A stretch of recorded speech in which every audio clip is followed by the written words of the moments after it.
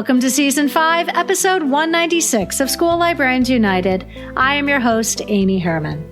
This podcast is dedicated to the issues and challenges school librarians face every day.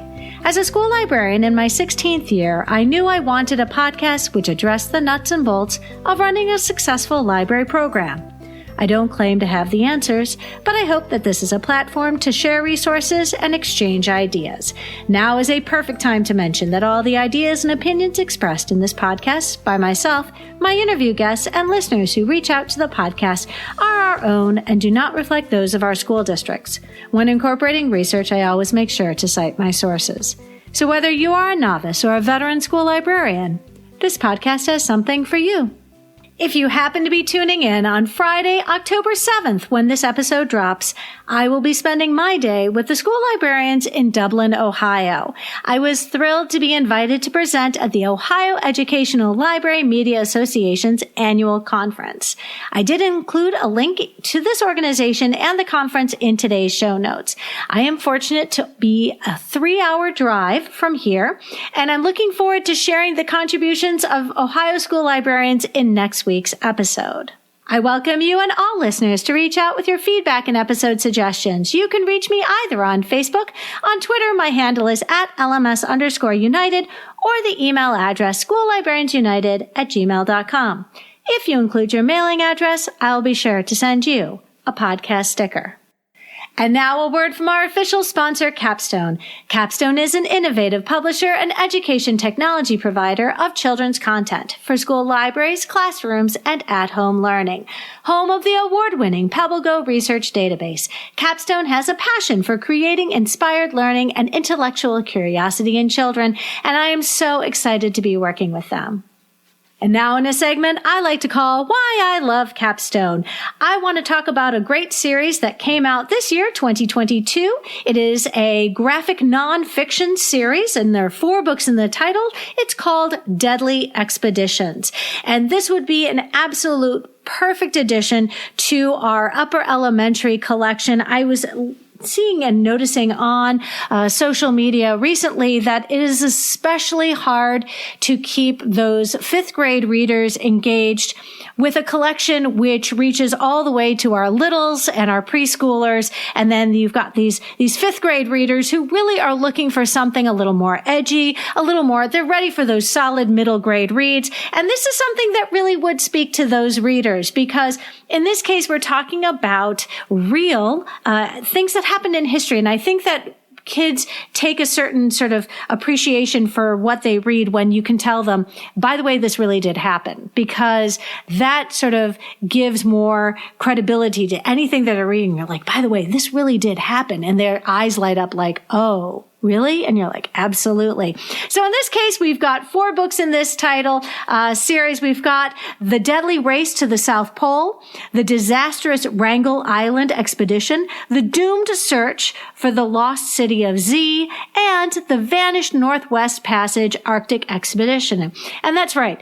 All of these series titles have, in this case, and I'm not sure why, but for some reason, kids like to have stories where terrible things happen to the characters. And if you know one thing about elementary books, there's something very PG about a great deal of what is written for our elementary students. And so when you are dealing with titles where you're like, oh yeah, this explains why the Donner Party book that I had in my collection was flying off the shelf. Why? Because people died in it.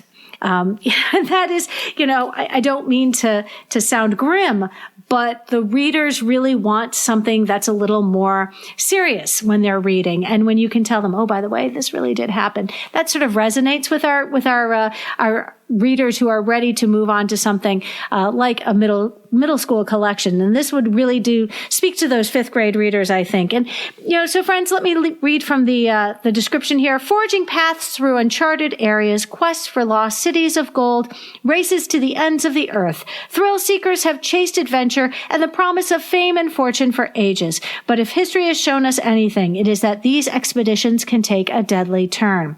Readers will follow legendary explorers around the globe and see if they survived to tell their tales. And in this case, we're talking about 4 books. They're 32 pages each. They are graphic novel format. And in this case, I would recommend keeping these in a nonfiction pull apart from your graphic novels, because I think students need to know that you can learn about informational text in a graphic novel format. So put this with your graphic novels, but pull them aside to nonfiction, because in this case, their Dewey Decimal numbers sort of scatter them in the 910s, 918, and 919. And, I appreciate they'd all be relatively close together in your nonfiction section, but I do think in order to really excite the readers, you put them in a section where they're already going to be moving, and that is your graphic novel collection. Maybe perhaps put them up in a little display by themselves so that if students read one, they know that there are 3 others that are in the similar type of book like this. I really think that they would do very well in your collection. Friends, I am so grateful to Capstone for their continued commitment to support the podcast in Season 5. They are offering listeners of school librarians a very special discount. Visit shop.capstonepub.com and use the code UNITED to get $20 off an order of $100 or more for both print and Capstone Interactive ebooks. That's code UNITED for $20 off an order of $100 or more for both print and ebooks on shop.capstonepub.com. And now for our episode, Community Connections, and my conversation with Natalie Daily.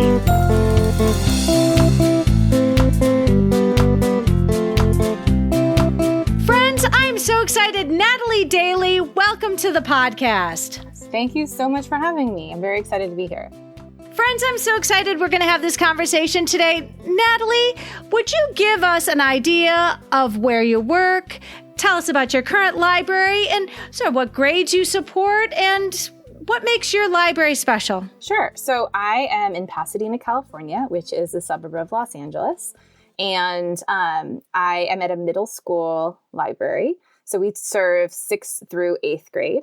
The school at one point was a junior high, which was 7th through 9th grade, but now it's a middle school. And I think the change was maybe made in like the 80s. But my what things that make my school special? We have a lot going on. We have a lot of programs at my school. And I try to keep up kind of in serving all of that in the library. So we are a STEM school, or STEAM school. Actually, we added the A for the art. We're a STEAM school, a nationally certified STEM school. And then also we are a dual language Spanish program as well. And so, which is really awesome, because we're not just teaching people Spanish, but we also have a huge already Spanish speaking population in our school. Like the majority of our parents speak Spanish. So it's just kind of like this going both ways kind of thing, which is very cool. And then we have this thing called Math Academy, which is like super duper advanced math that like kids in 6th grade are taking calculus or something. Like they're super duper accelerated math program, which is awesome. So we have like a design lab on campus for a makerspace and design iterations. And, we have robotics and, just all of that kind of stuff that goes into and trying to integrate STEM into all classes and curriculum and things like that. We recently named our school and library after science fiction writer Octavia Butler, who attended our school. And so I try to do a lot of programming around science fiction and around her to just have an opportunity to honor someone who, wouldn't necessarily have another big, huge platform, right? Not that many people have their middle school named after them. That's like, that doesn't happen that often. And there aren't that many schools named after Black women. And this was a really great opportunity to kind of align her with our STEM and also just like to build up a local hero and someone's from the community, which is very exciting. I'll just share, I've worked in plenty of schools which have been named after white men. Ours used to be named after George Washington. And I would love to know how many schools have been named after George Washington. Does anyone even know? There's actually a school literally on our kind of campus, almost the elementary school is named Washington. And so, because it used to just be all one campus. And so now it was like a larger school. So now this differentiates us a little bit from them. They're not going to get my mail anymore, which is exciting. but it was really for us though, it was a move toward something.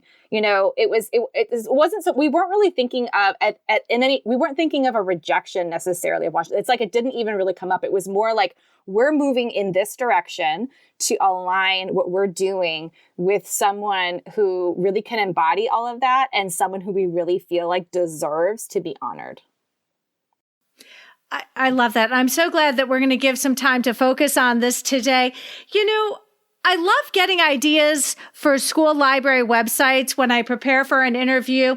I know listeners would love to learn about your recommended reading page because I think this could be done at many grade levels. Friends, I've included a link in the show notes today, but tell us a little bit about your recommended reading page. Yeah, I mean, it's basically I think it's just like embedded from Goodreads. I think if you go on Goodreads and you do some reviews, and I have to have a confession, this is a goal of mine to be better at doing, writing reviews. I think that it's an important thing. And I want to do it more. And it's something that, I do it in spurts kind of, and I'm not nearly like my daughter. I have a 15-year-old daughter. She is so active on Goodreads. Like she reviews stuff constantly, and it's something that I definitely need to do better at, but it's so easy to embed your Goodreads reviews onto a website, or if you use Canvas, it just goes right on there really beautifully and it lays it all out for you. It's just a really simple way to do it. Well, and friends, I think what I really like is that it's accessible to them and it helps answer that question that we oftentimes get is, do you have a good book to recommend?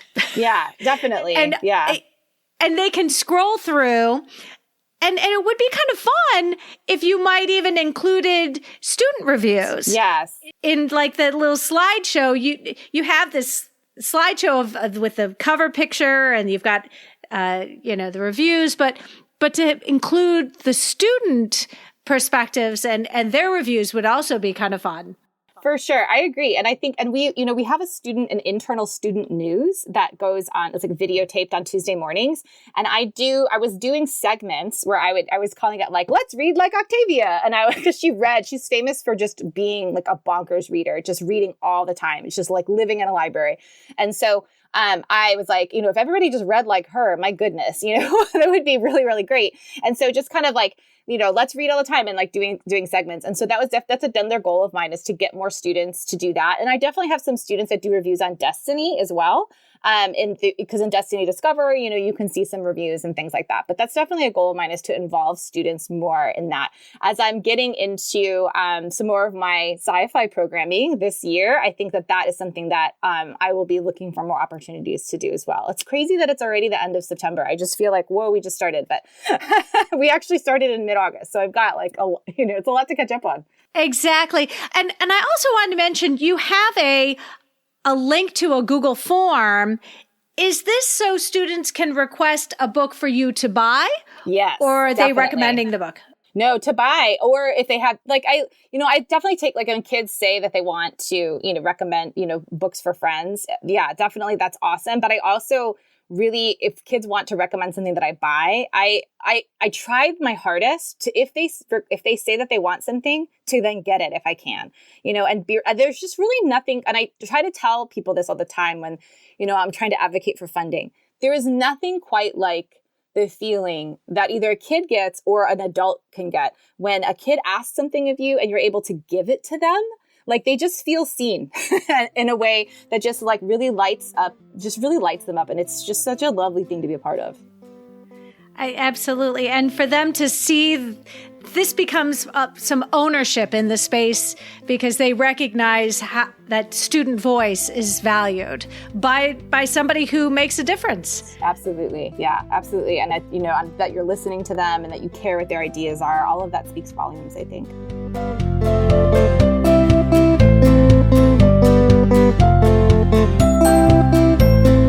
Your school is a dual language immersion program. How has your library evolved to support this program and the students who are enrolled in these classes? Because my understanding is they come from an elementary school that is also a dual language immersion school. Yeah, so most of the kids have they've been in it since kindergarten, and they've been learning Spanish.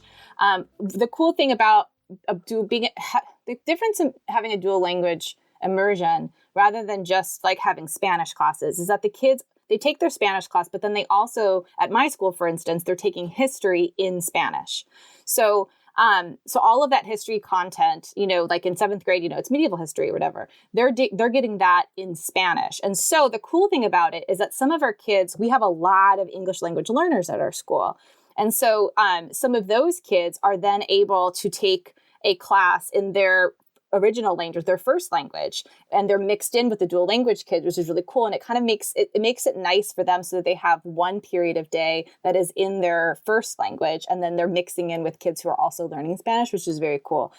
So in terms of the library, though, I mean, one of the things that is because it's a magnet, so there's magnet funding for that. So one of the things they were able to do is there has been funding to purchase lots of books in Spanish. Like we have a very large collection of Spanish books that are, some of them are just, translations of popular series like Percy Jackson and stuff like that, and, popular graphic novels. But then some of them are also books that were originally written in Spanish.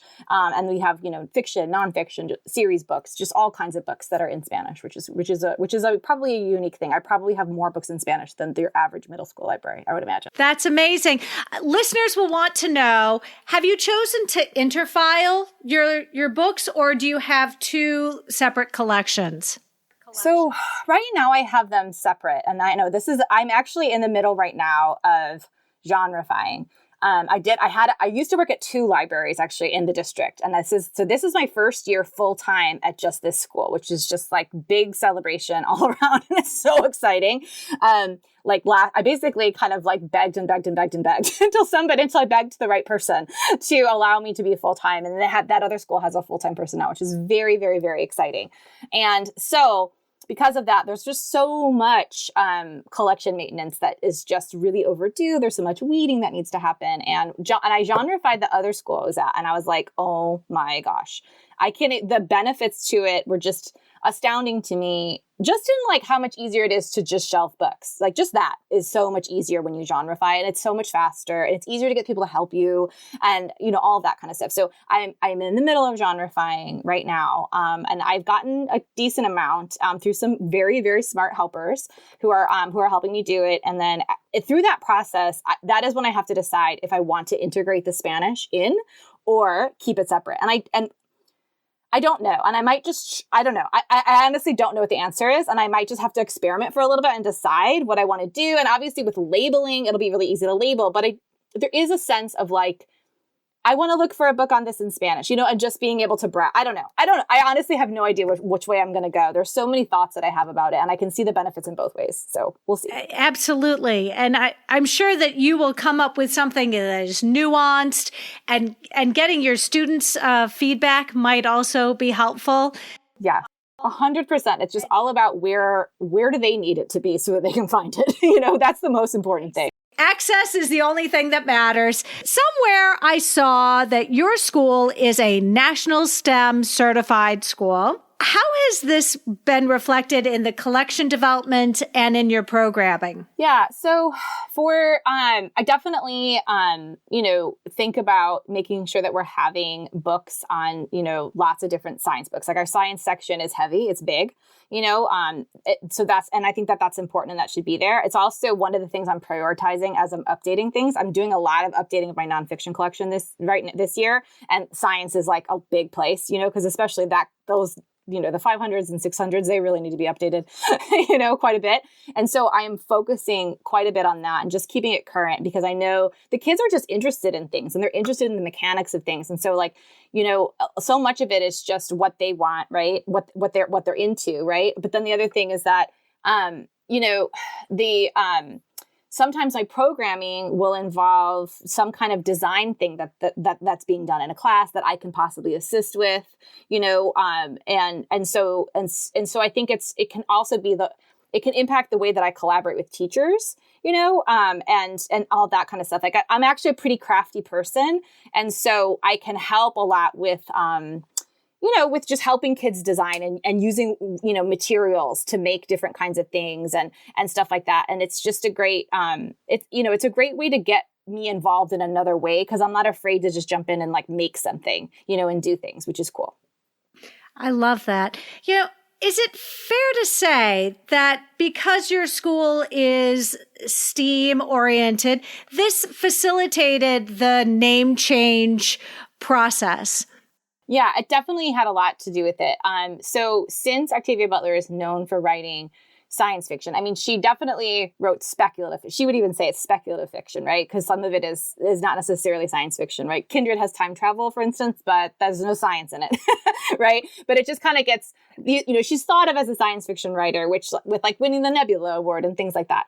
So because of that, just the idea of like, here is someone, like we have all of these, no matter what your school's focus is, literacy matters everywhere, right? And it matters in all this STEM stuff, and it matters in any kind of school environment. And so that mattered hugely. And then just the idea that, she just like the way that her work process involved deep research in science topics. Like she would just go and check out tons and tons of books on different science topics and just wanting to think about the future, where we were headed, where we might be going, what are our problems, and, how can I look around me and observe these problems today and kind of extrapolate, like pull on that thread and see where it's going to go. And like, that's what we want from our students. We want them to look around, see what's going on in the world, what could be, where might we head if we don't do anything, and base that on research and on information. And so the fact that she did that, it was kind of like, wow, she just kind of embodies everything, that we would want them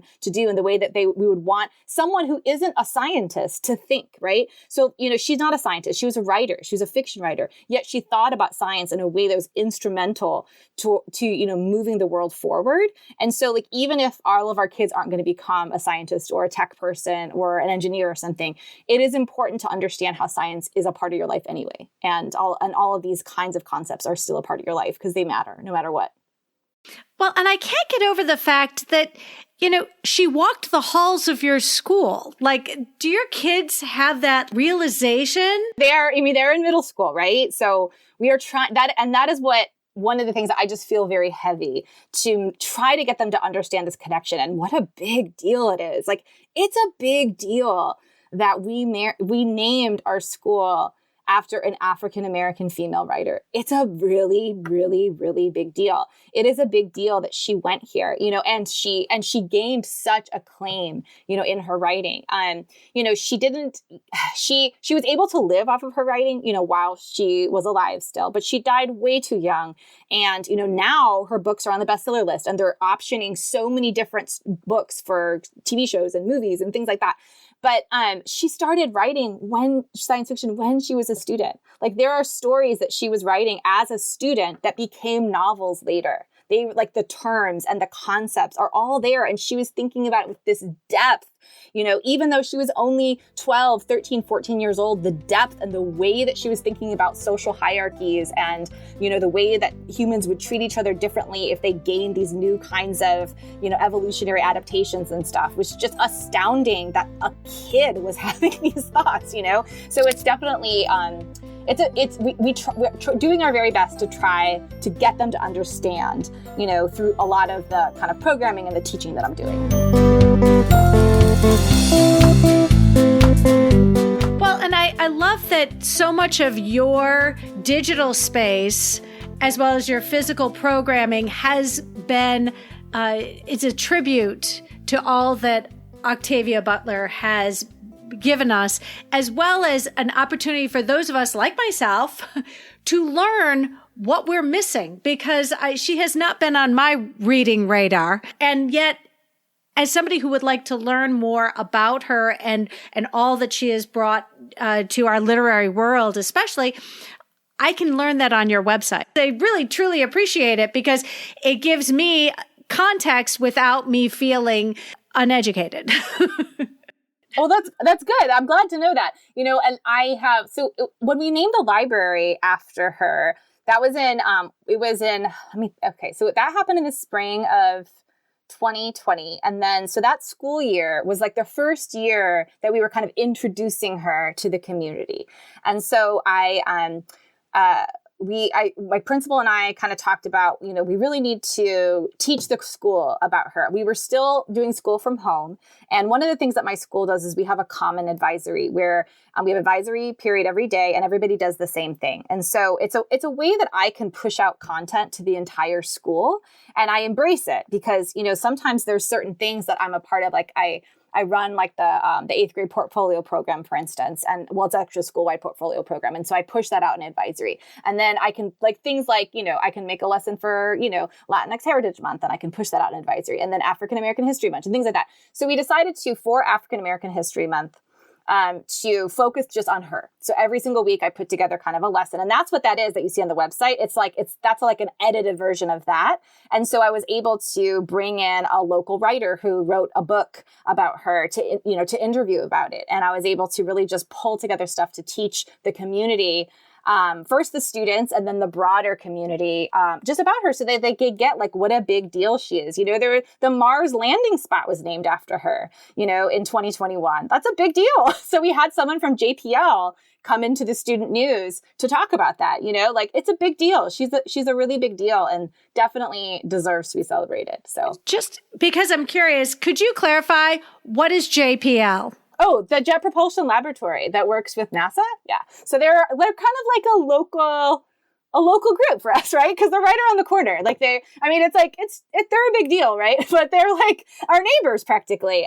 They're like maybe, I don't know, a few miles away from us.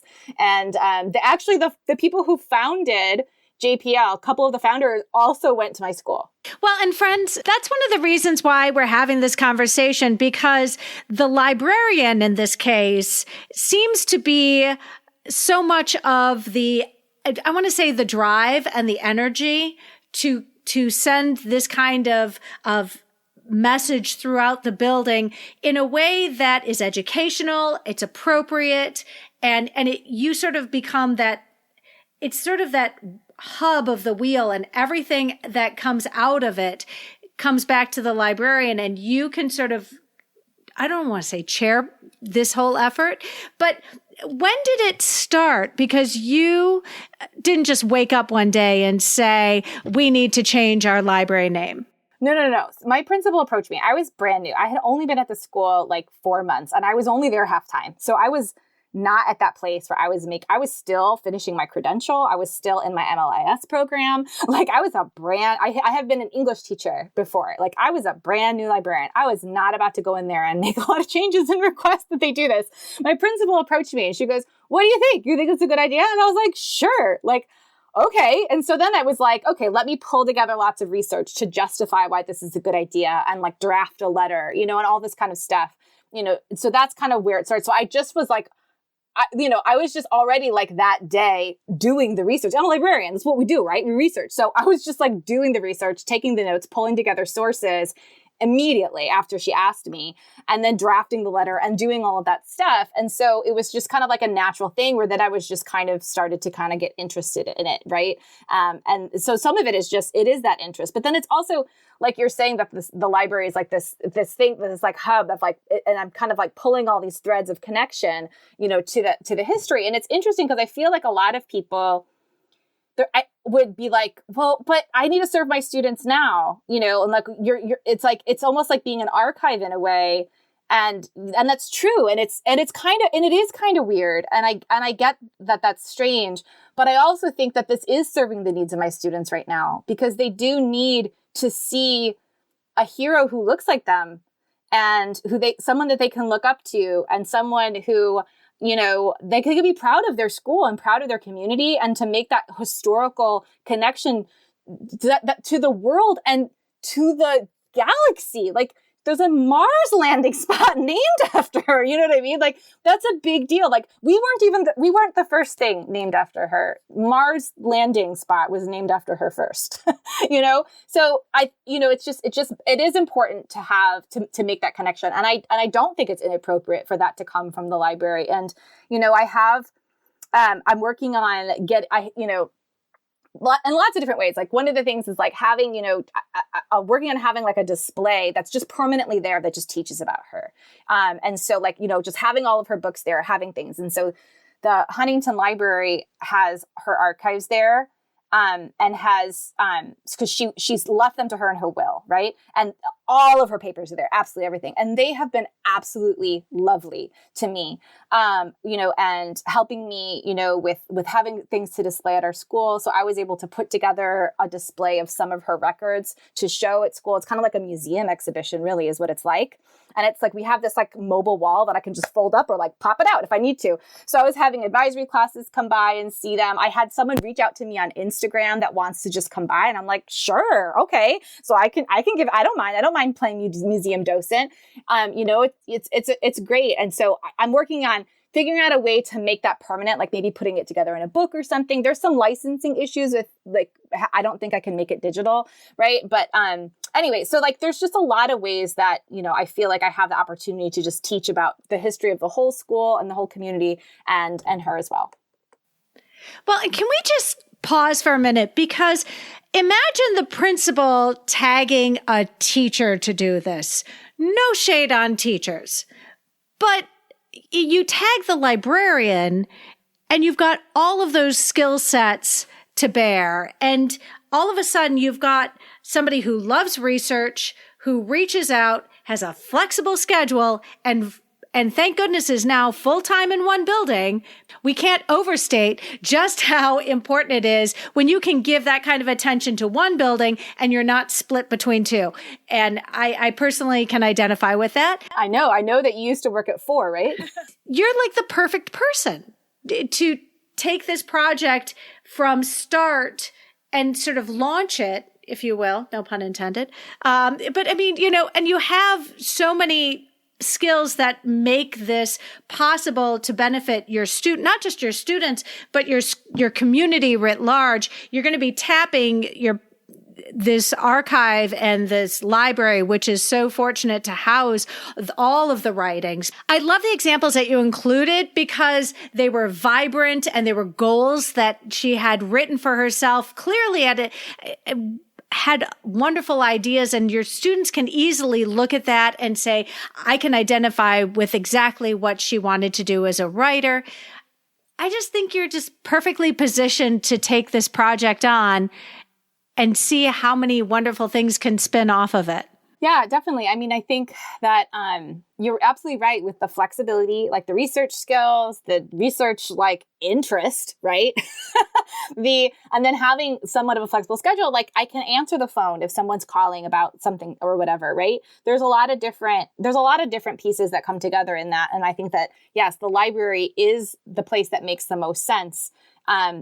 Being that hub. And then the other thing too, so for other kinds of programming and stuff, I also, one of the first things that I said to my principal when she suggested, I was like, well, we got to do a science fiction contest. We have to. We don't have a choice. This is required. And she's like, okay, great. And so I had no idea what that was going to mean and whatever. And I was like, but I just kind of felt like this has to happen because that was one of the ways that she got started. She started by entering contests and sending her work away for different kinds of contests and things. And so, and just that idea of seeing yourself, as someone who could do that. And so we decided to start a science fiction contest. So in spring of 2021, we had our very first one. And I decided, I was like, you know what? I don't just want to do a contest. Every kid who submits something is going to have it published. So I'm going to also make this a literary journal. And so we have art and writing as part of the science fiction contest in different kinds of categories. And so basically the students submit the work. I get panels to judge it. And then I just put it in the book and I've been using Book Creator. I don't know if I'm going to continue with Book Creator just because of when it's printing on Book Creator is not easy. If anyone's ever done it, you may know, it's great for web-based, but for printing, it's weird. So anyway, so I might end up switching to using Illustrator or Adobe Illustrator instead, just from the start and just posting a PDF. I'm not really sure, but it's lovely because the kids see their work published, and I get there's a company called Lulu. If anyone's interested in doing a literary journal from library, Lulu is an online thing. You can upload the PDF and full color copies. I mean, and I want to say that these books have 75 pages or something-ish and full color. And I want to say that they're something like $12 a copy. That is not that much. Maybe less. I want to say it might be like $9. It's not that expensive. And so, and we make sure that we get enough copies for every winner to get a copy. And then we just get some extra too, because they're really great to just like give to somebody, like somebody is, interested, or, someone in the community, a community group, or somebody who does like a nonprofit and they do funding and different kinds of community partners. It's so easy to be like, oh, look at this science fiction, and like they love it. They love getting that as a copy. So I always make sure that we order some extra.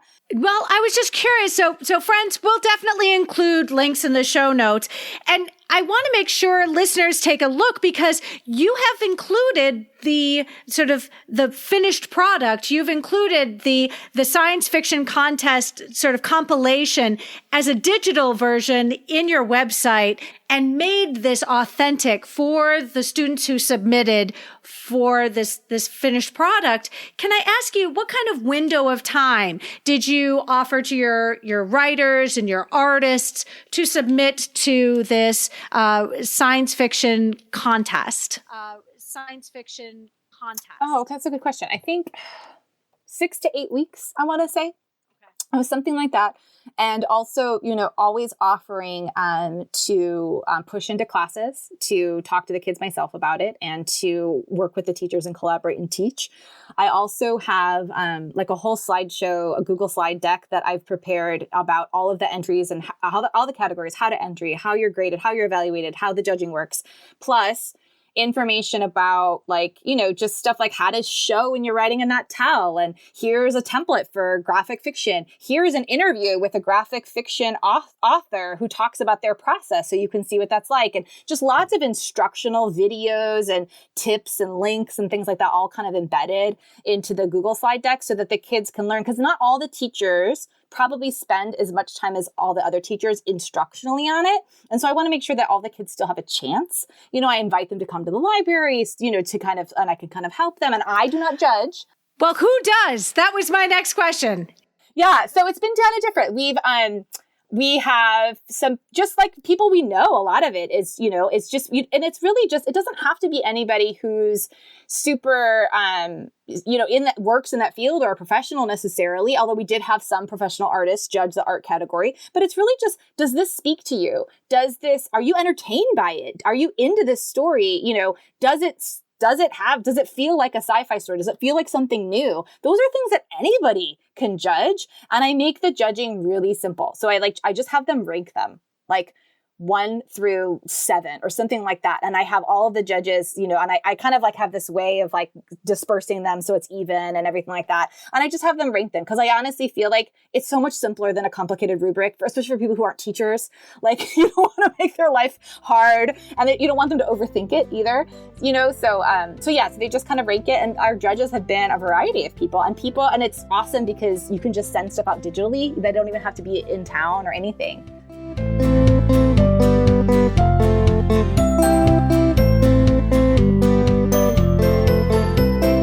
So it sounds like you're going to be doing this as an annual competition or a contest. Yes, it is. So we've done it twice now. Last year, we did it in 2021 and 2022. And I'm getting ready to launch the next one in a couple weeks, actually. I'm just putting together all of the, updating all the information, the new graphics and everything like that. And I think it's going to be first or second week of October. We're going to launch it. And I'm moving the timeline up just a little bit this year. So the entries will be due right before winter break. And the thing that I added last year, though, was a science fiction festival. And so that is also going to be happening as well this spring.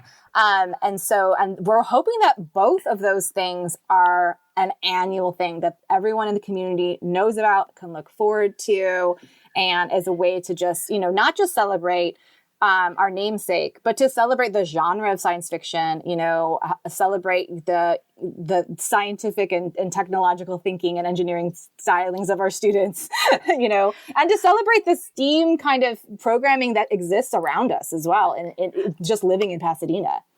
So I'm really excited to talk about the festival. Before we do, it occurred to me with the science fiction writing and art contest that you have. You've got this whole emphasis on science fiction. Have you found that the students want to read more science fiction? Have you had to build out your science fiction collection? And is that probably makes it obvious that you might want to genreify, get all those sci-fi books in a space where all of these sci-fi fans can locate them? Yes, definitely. And I think it's not just the students, but I think the teachers have been more interested in sci-fi as well. And so like in the spring, and this was really exciting to me, I had a bunch of teachers that were just like wanting to read a sci-fi book to their students out loud, which was super cool. And they were asking me for recommendations. And so I'd come with like here's six choices, like different lengths and different whatevers. And, and really trying to integrate science fiction into what they're doing in science class, or just different kinds of things like that, which I think is really cool. And there's so many science fiction books that deal with lots of different things that they're learning in science class. And so it's completely appropriate for them to incorporate fiction into it as just a way to get the kids talking and thinking a little bit differently about it, and getting those deeper thoughts. So, and definitely buying more science fiction, building out our collection, making sure we have science fiction graphic novels has been really important. And then, in preparation for the students as they're doing their writing, I will pull a bunch of science fiction books. I will pull also just a bunch of books on different science topics to be like, so that like their writing can be based in some kind of science, right? So like, let's learn about animal adaptations and let's learn about ecosystems and things like that so that you have some oomph and some real meat in your writing. And my dream would be to really partner with a science teacher to do a full project-based learning unit, with like a science fiction book and some kind of science concept they're doing and then leading it into a science fiction writing piece. So we'll see. I'm hoping we can get there. I'm really, really hoping, because I think that would be really, really, really awesome. I'm meeting with the 8th grade team pretty soon. Maybe it'll happen then. We'll see. And I'm going to ask on behalf of my middle school listeners, my middle school librarians, if you wouldn't mind sharing in our show notes. Oh, sure. The read alouds. If you happen to know, okay, I just am thinking that for our middle school librarians who might like to build out their sci-fi section, if you wouldn't mind just giving us a little rundown of some of those must-have, those read alouds, especially the ones that the teachers are reading to all of their students. I know read alouds don't nearly get the kind of attention in the middle school grade as they do in the elementary. And it's so vitally important. I've been listening to The Joy of Reading with Donalyn Miller, and our middle schoolers need read alouds, and a science fiction read aloud would be fantastic. Yes. I mean, I used to teach middle school. Yeah, I was an English teacher in middle school, and my students, like if we were, I would always read the narrator, and like as a part of our English curriculum, I would read the narrator, and kids would sign up to read characters, and so and it was just like they would, as soon as they would walk in the room, can we just read today and just not do anything else except read? And I cannot tell you how much they would say that. I mean, and like if we were going to have to stop, no, let's not stop. Like they love it, and they need to hear fluent readers. They desperately need to hear that. It's still, and it just gives them like warm, fuzzy feelings, but I also like them to be able to physically have a copy too, so they can like look along, read along with it and stuff. But I think kids love it. Well, and I think the mistake that we make is that as soon as we assume students become capable readers, that we back out of the scene and we impose that expectation that students are simply, because they're old enough to read themselves, that they should be doing all the reading. Right, which is funny because adults listen to audiobooks all the time, which is reading, and they love them and they're entertained by them. And podcasts are super popular because we like to listen to stories. And I have 3 teenagers, and they're always begging me to read to them. So,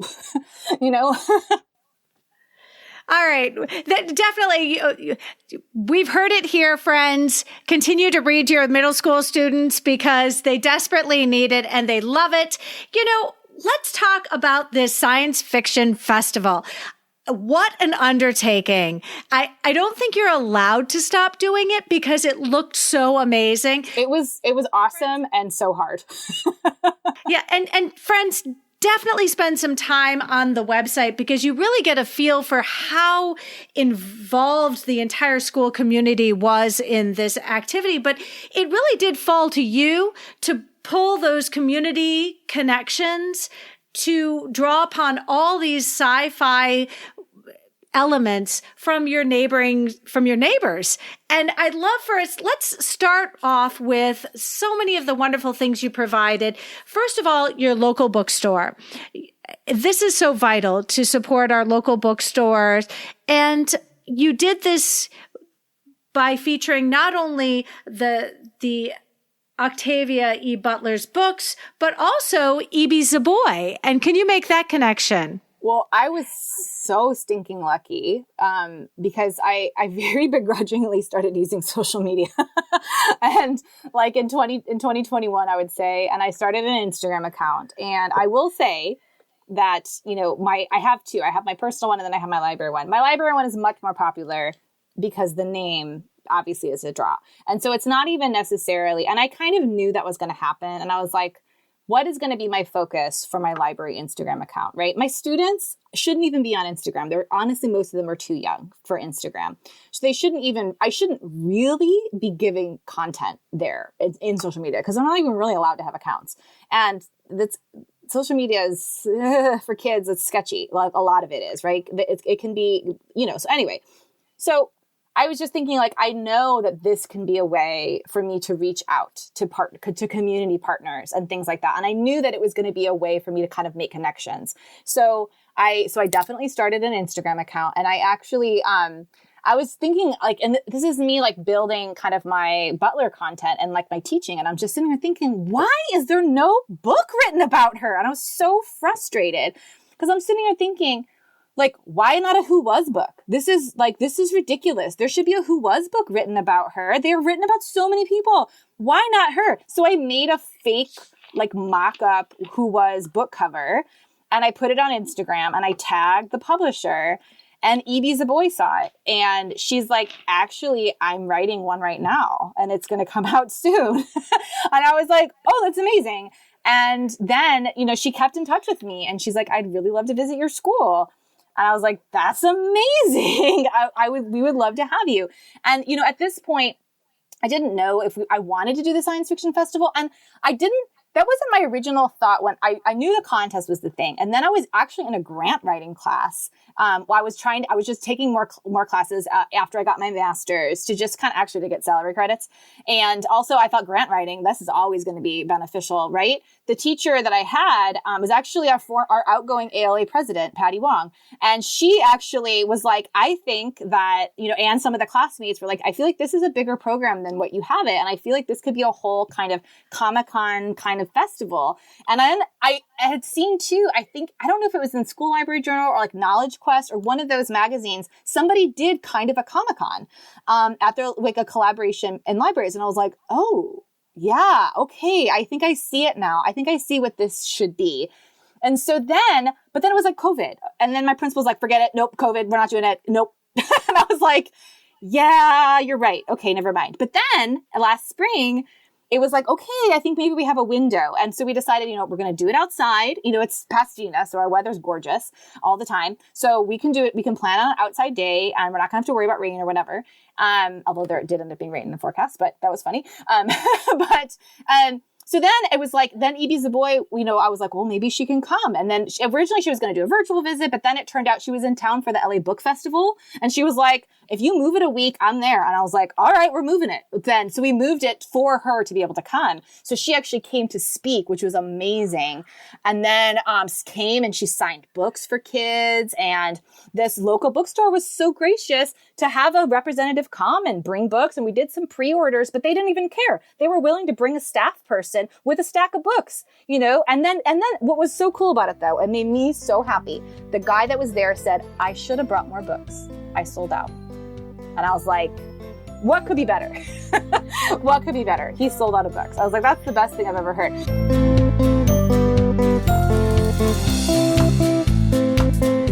The other thing about it that was awesome, though, is that we had all these other kind of partners, right? So like we had the bookstore there selling books, but not all of my kids can afford to buy books, right?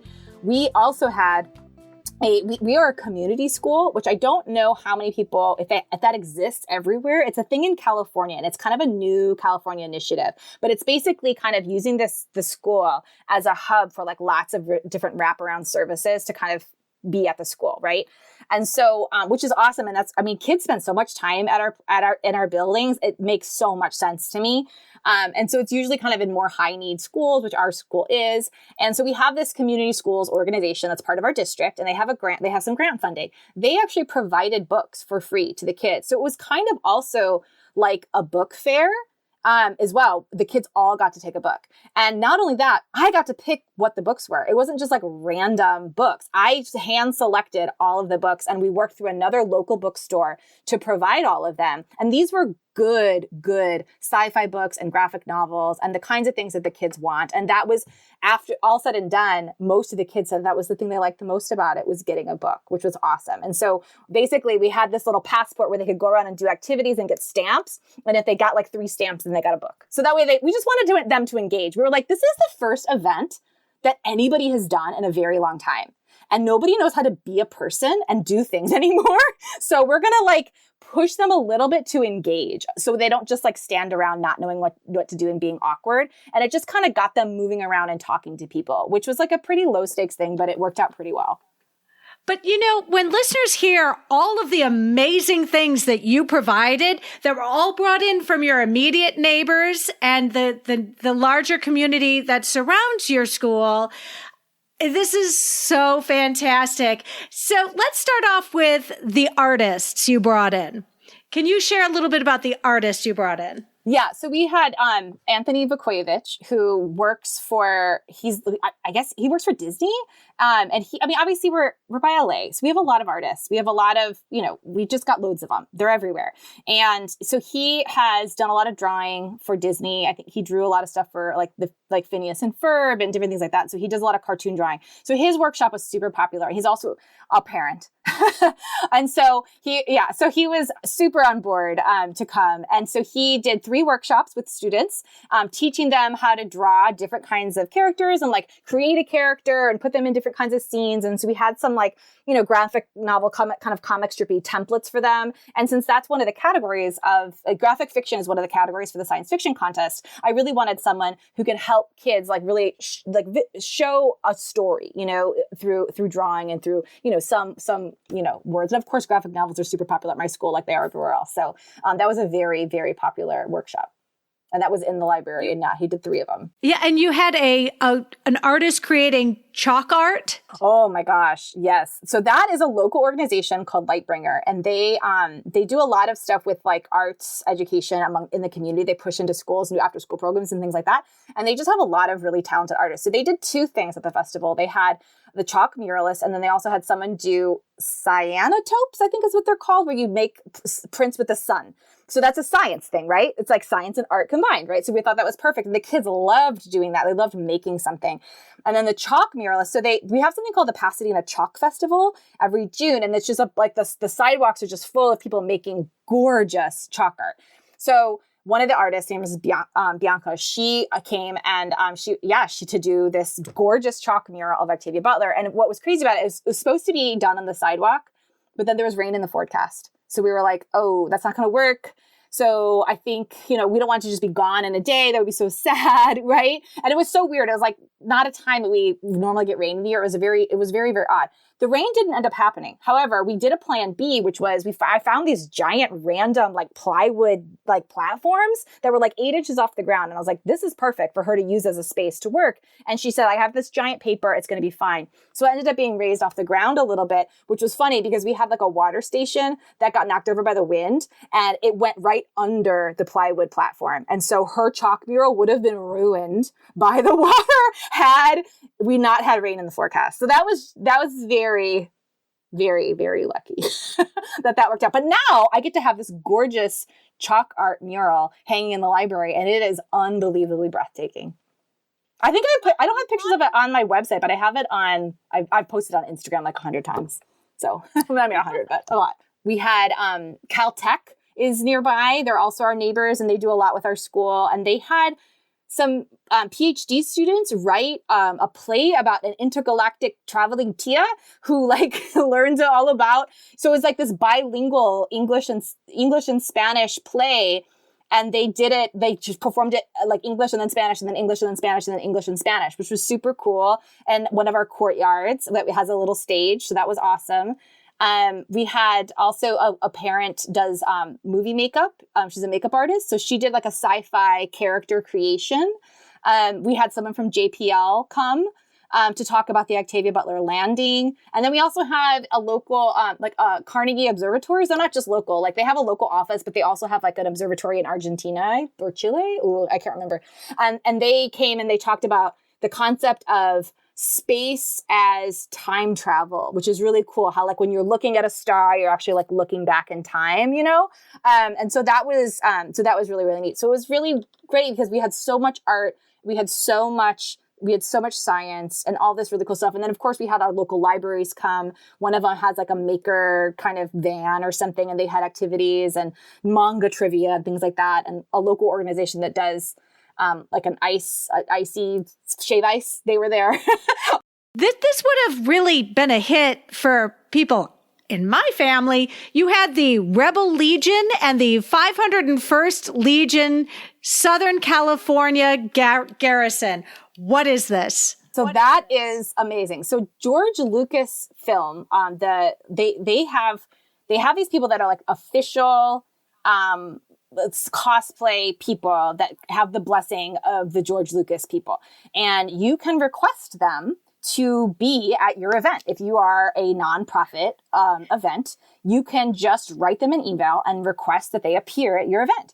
And so they came and it was amazing. And so right at the end of Ibiza Boys Talk, we played some Star Wars music and they like came out and like marched all the kids out to the festival and were there for photo ops and it was awesome. And they do it for free and they just show up with all their costumes. You just provide them a place to stay, a place to change, give them parking, provide them with water and snacks.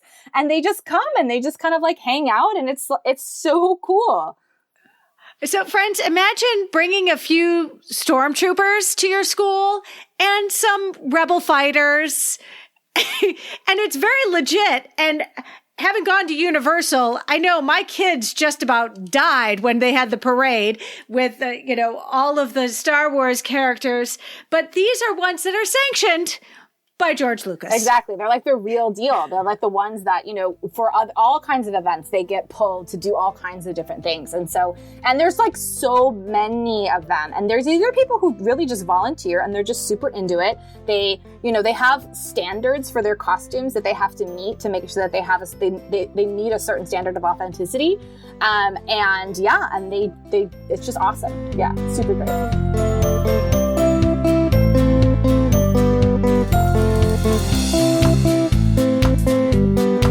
You also took advantage of the community organizations that would come and also make sure that they were there and sharing the materials that they had. I have to wonder, were the families at all involved in this? Or they strictly students who participated in the science fiction festival? Oh, no, we invited the whole family. And so another thing that was really cool about it is that, because of COVID, there were so many parents who had never been on campus. And it was really the first opportunity they had to even see the campus that they had been sending their kid to, so it was pretty awesome. To just welcome the community. It was the first time we got to welcome people on campus. It was super cool. And prospective students. So we reached out to our feeder elementaries, to especially the 4th and 5th grade classrooms, to invite them to come as well, so that they can see what the campus was like and they could get excited about coming here and feel a little bit more comfortable, and think about our school, with a good memory, right? So that was also part of it. And so, yeah, some students definitely stayed without their families there because it was like after school on a Friday. And then a lot of parents were also there. And then also, we invited, anyone in the district was invited to come who wanted to come. And so it ended up being successful. We had, we had a really great turnout, and it was great. It was tiring, but and we also announced the winners of our sci-fi contest at the festival at the end of it too. So that was the other big thing that we did, which was also awesome. I think what's phenomenal is that everything you've done exemplifies how we can raise the profile of what a school librarian means in a school community. And when a principal comes to you and says, this is something, I've got an idea, and look what happens when the librarian runs with it. For sure. And I think also being willing to be a collaborator, I think, is a huge part of it too. And I'm super willing to ask or beg for help and, really create a team and work with a team. So we have someone in our building, because we're a community school, we have someone called a community advocate. And so her job is to help make connections with other organizations, in the school. And so then there's another organization that was part of this whole community schools thing where, they were kind of working on doing literacy kind of events. And so these two people who have been in the community a lot longer than me were able to reach out to organizations to say, hey, we're doing this thing, which they knew who to contact. They already had those relationships. And so I really, was just wanting to lean on them in the relationships that they've already built and established to just invite people in to allow all of these people to kind of come together,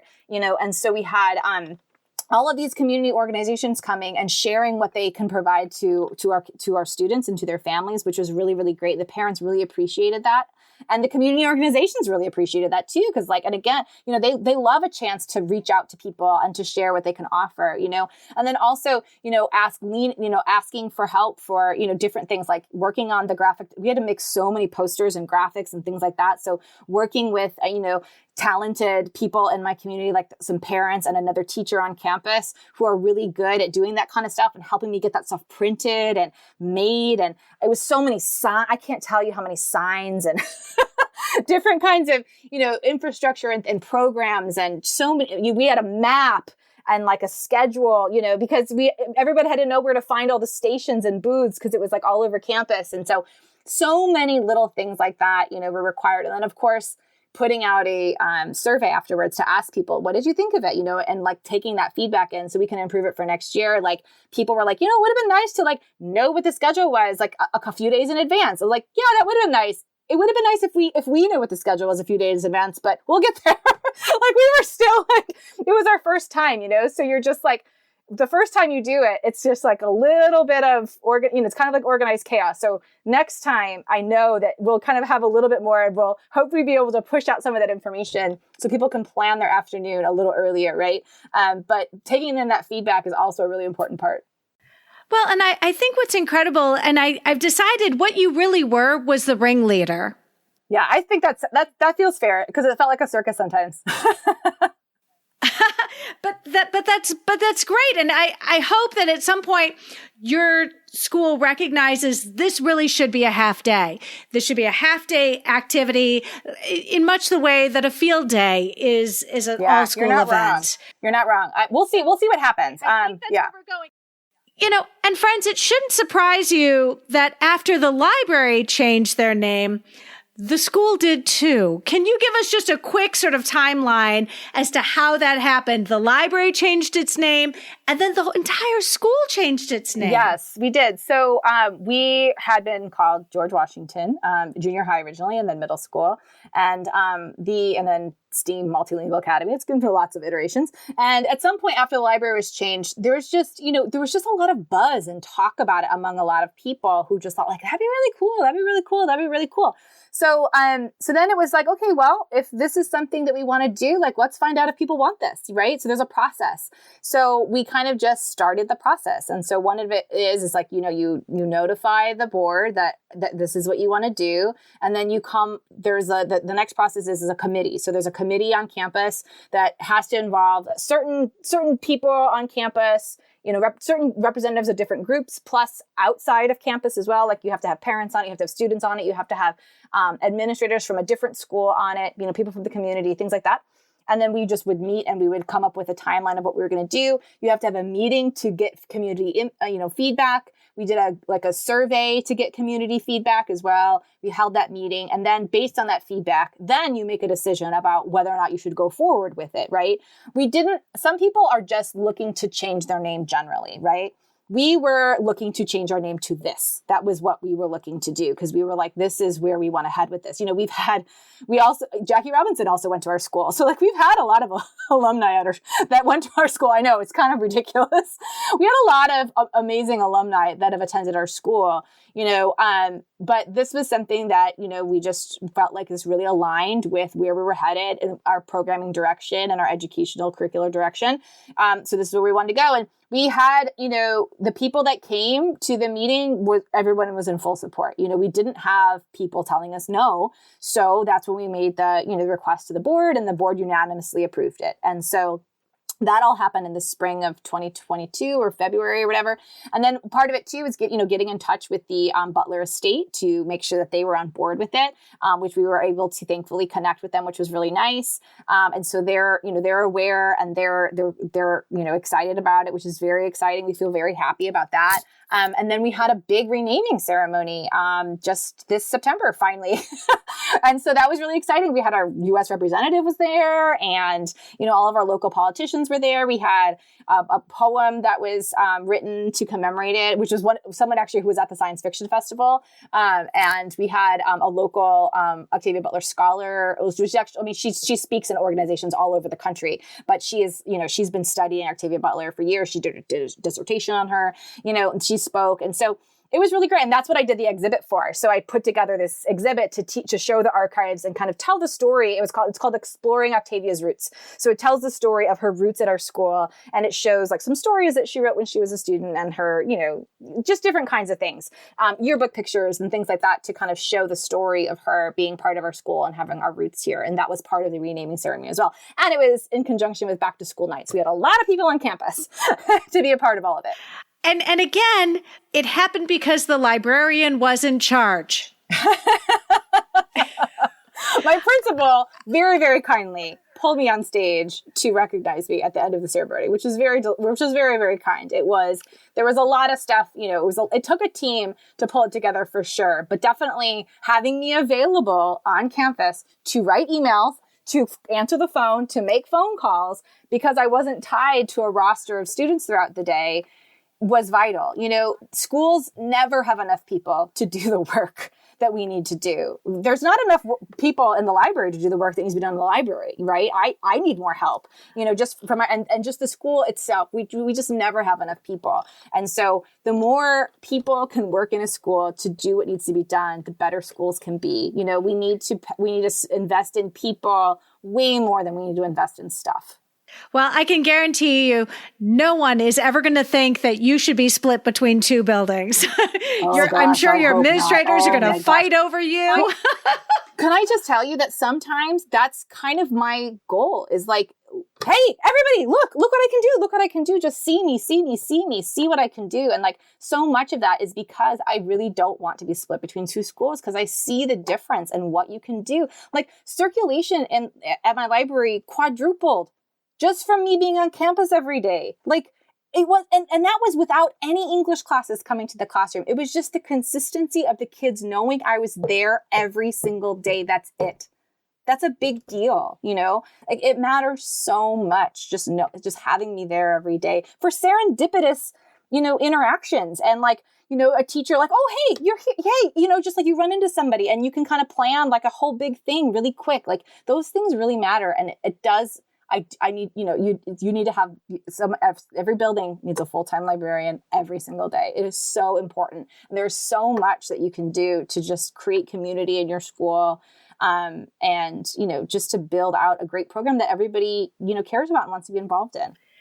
Natalie Daily, you are incredible. I am so grateful we were able to have this conversation.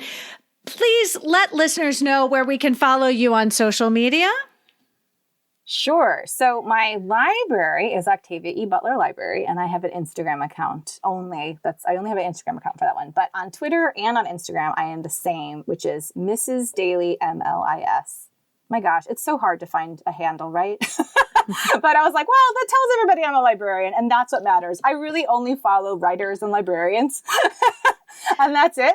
So I was like, that helps people find me. They know what I do. Mrs. Daily, MLIS. Fantastic. I wish you a fantastic school year, and I know listeners are going to want to follow you and see all the exciting things you do. Thank you so much for having me. This has been a really great conversation. It's always fun to, to brag on your library and your school and to talk about, what's going on and make sure that we all feel seen. So I really thank you so much for providing this platform for all of us to be seen. Truly, we do need to be celebrated. Thank you. Friends, the more I learned about the amazing things that Natalie was able to do with her school community, the more I knew I wanted to make sure to share this conversation with listeners, because I'm convinced that so much of this success can be replicated in communities around this country and around the world when school librarians seize upon the opportunities that we have to build those community connections. Friends, I hope that you enjoyed listening to this episode today, because I certainly enjoyed recording it. If you found this episode helpful, please share it out with your team, your PLN, and on social media. Be sure to follow on your favorite podcatcher so you'll never miss an episode. And if you really like listening today, consider giving a shout out to Natalie on social media. I know guests love to hear that their episode resonated with our listening community. One last friendly reminder, I encourage you to take advantage of Capstone's generous $20 discount off an order of $100 or more using the code UNITED. The topic of our next episode will be motivating teen readers and my conversation with Margaret Sullivan. I hope you will tune in.